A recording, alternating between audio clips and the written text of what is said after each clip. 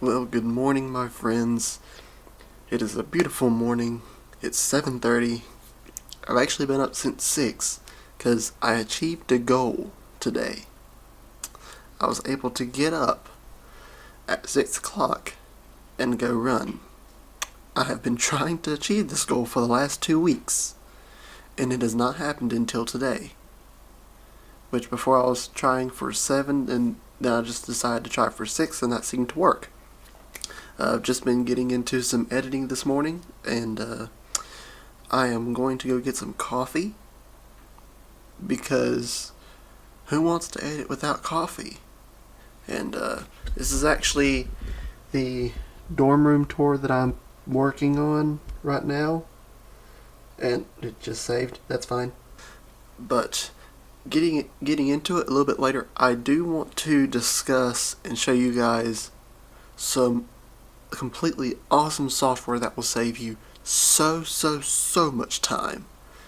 And yeah, let's get into it.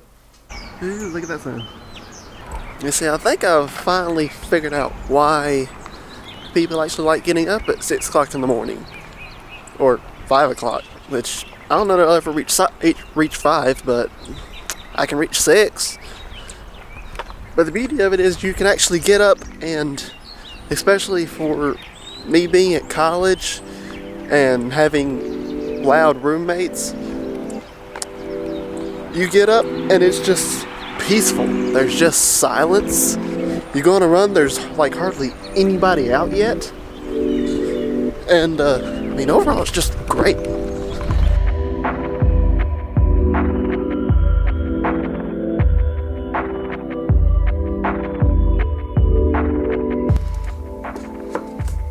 Okay, coffee, editing, it's good to work.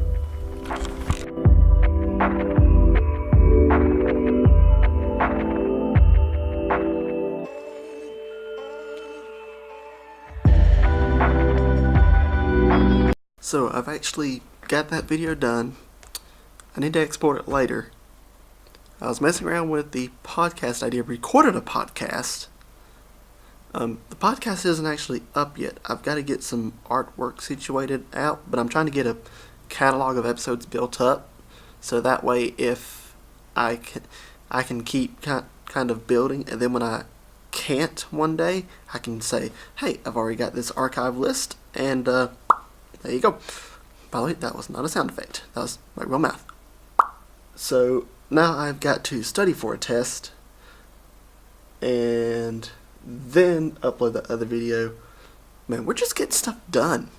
I like this whole early morning thing. I can get stuff done. I think I've done more already than I have probably the last day and a half.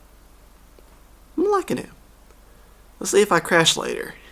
But I'm going to go study, and I will talk to you guys after the test, because no offense, the test is more important. So, okay, test is done.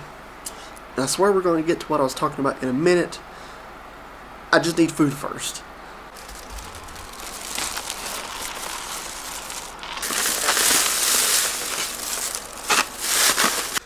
Okay, I feel better now. Now, when I talk about this software, what I'm talking about is Pluraleyes. Some of you have heard of it, some of you have not. If you have not, it's fantastic. It is well worth every penny that this software is. And I'm going to explain to you why. Let's jump into the computer and I'll explain what Pluraleyes is. Okay, so this is what I'm talking about. Now, say, because I'm about to go edit the thing I was shooting yesterday. Now, what I had to do was, it was in the Gardner Web folder. Okay, so what I had to do was, I didn't want to use on-camera audio, which for most of my projects, I use off-camera audio. Now, what I did was I left the recorder going the entire time, but what I did is I set it to start a new track about every, I think it was 25 minutes. So every 25 minutes it would start a new track. So that way if the recorder ever died, then I didn't lose the whole audio. And this is mostly useful for weddings. And I'll eventually do those as I begin doing video production. But even when you're doing longer interviews, this is really good because at least that way you're not going to lose the entire file. Now, I have my Tascam DR10L set up to do this. So everything here, now some of these down I've worked with some, but for the most part, you never know where it's going to start, where it's going to stop. And then on top of that, I had separate video tracks, and all these were A-roll, which I'm really only needing to work with these, and I don't really need that one, because that was from the dorm tour I actually just got done with. So typically, what most people do is they go over, they open Pluraleyes, and they do it that way. So, but what I found is, what I really like is Premiere will let you completely integrate Pluraleyes. And I've made a specific tab that I'll show you here in just a second. Okay, so if we hit New Project, we can title this Gardner Web Review.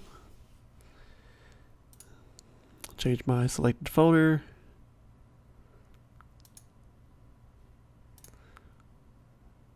We'll just stick it in the, we'll just stick it in here. Start. Now what I have done is I actually have a tab, and I kind of rechanged assembly to where I can integrate Pluraleyes right here before I have to do anything else. So and if you don't know how to get to this, and if you have Pluraleyes and don't know how to get it onto the screen right like this, what you do is you go to Windows, you go to the extension, Pluraleyes 4, you click it, it'll open up, and then you can place it wherever you want. So let me just go ahead, and I'm going to take all of these, and I will drag them into the project folder.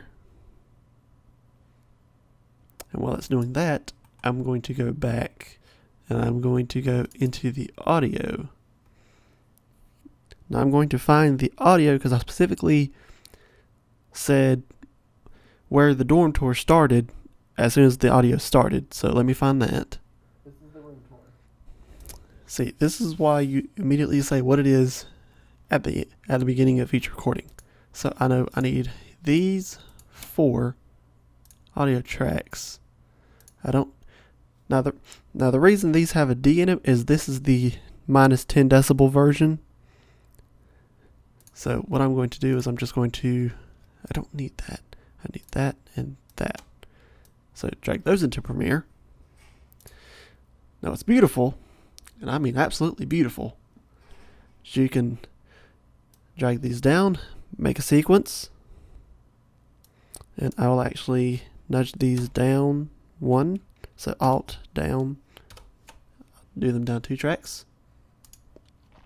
Then I will take all of these clips, bring them in. So all my clips, and then my audio is down here. Now, while we was shooting this, I just let the recorder roll the entire time, which is why the clip is so long compared to the video clips. Because I just want to stick it in my pocket and be done. Now the good news is, all I can do is hit sync. It will analyze, and magic, my friends. Absolute magic.